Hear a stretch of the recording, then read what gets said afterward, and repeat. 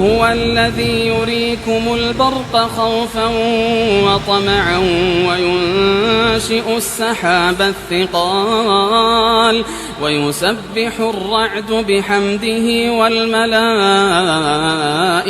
من خيفته ويرسل الصواعق فيصيب بها من يشاء